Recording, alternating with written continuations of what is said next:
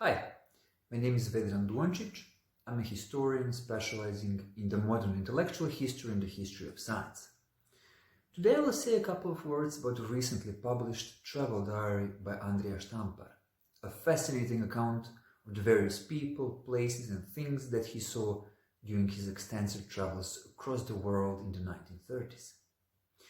The diary was first published in 2008 in Croatian, the language in which it had originally been written, and earlier this year an English translation has been published as well, in collaboration of the Croatian Academy of Sciences and Arts, the Andrija Štampar School of Public Health in Zagreb, and the publishing house Srednja Europa. I speak not only on behalf of the editors Željko, Dugac and Marko, Pećina, and the translator Boris Blažina when I say that we're particularly pleased to see the publication finally out. For it is a diary of a Croatian physician from the 1930s, yet it speaks of medicine and public health care in a global perspective, with certain passages from the diary resonating especially eerily today in the spring of 2020. As we have been experiencing the COVID-19 pandemic, and as the importance of public healthcare system has become so painfully obvious, the name of Andrija Štampar has been mentioned more often than ever in Croatia. With a good reason. Štampar was one of the people directly involved in establishing a modern, large-scale, state-run public healthcare system in what was then Yugoslavia during the interwar period. No one proved more capable in utilizing the resources made available by, for instance, the Rockefeller Foundation to that purpose. Although more than 80 years old, Štampar's diary holds valuable lessons. Among them, it shows just how difficult it was to establish public healthcare system back then and how precious and fragile it remains today. Štampar wrote the diary while traveling across Europe, North America, East Asia and through the Soviet Union between 1931 and 1938. Probably the most interesting parts of the diary concern his 3 extensive trips through China at a time of Japanese military intervention and of struggle for power between the nationalists and the communists. Štampar was obviously deeply impressed with what he saw there.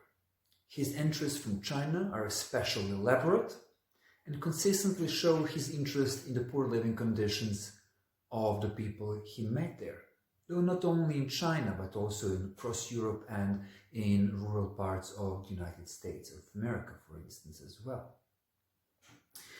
Štampar traversed many parts of China, enticing local officials to support and fund new medical facilities and checking up on the progress being made since his last visit. Though he was interested in the common people, his main interlocutors were members of the elite. In China, Štampar spoke with various warlords, ministers, powerful provincial governors, even Chiang Kai-shek and his wife. Because he was concerned about the fate of the projects initiated by the money from the Rockefeller Foundation. What would happen with them once the dollars stopped coming in without the commitment of local authorities to continue funding them? As he personally witnessed and participated in the process of internationalization of public health care during the 1920s and 1930s, and then again after the World War II, when he became one of the leading figures in the World Health Organization, Štampar was aware of the intertwinement of politics and public health care efforts. Ironically, we would not have the diary had the Yugoslav government not forced Štampar into early retirement in 1931. For unemployment was part of the reason why he decided to travel across the world as a representative of the League of Nations Health Organization and to oversee the spending of the money of the Rockefeller Foundation. The diary reads as an inventory of who is who in the world's medical circles of the time. as Štampar penned down his conversations with the most prominent university professors, policymakers and pioneering in-field practitioners. It offers a cross-cut of the emerging and increasingly entangled global public healthcare system that Štampar himself helped build. But Štampar was not easily impressed with grandiose plans or even their implementation on the ground. He used an unsophisticated yet pragmatic method of determining their efficiency. Did it help improve the living conditions of the people in the area or not? Very simple. More often than once, he wrote that a fanciest hospital or research institution means little if basic sanitation is still lacking in the given area. Now, the interwar years were a period of increased, intensified international cooperation in many fields, in politics, economy, culture, and medicine as well. Following the tragedy of the First World War, this was seen as a way of preventing further wars. It was, of course, an overly ambitious idea, but Štampar's diary shows ample, very tangible results of this internationalization of public health, funded largely by foundations set up by American titans of industry, such as the Rockefeller Foundation, and in cooperation with the League of Nations Health Organization. Numerous experts, including physicians, roamed the world, meeting each other in various places, exchanging ideas and their experiences, learning from each other, but also occasionally criticizing each other's practices.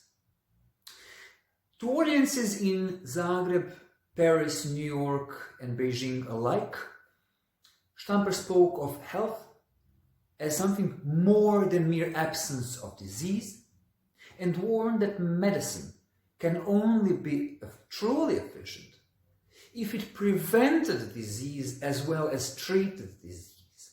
And this, he believed, could only be achieved through socializing medicine. Štampar challenged the established hierarchy.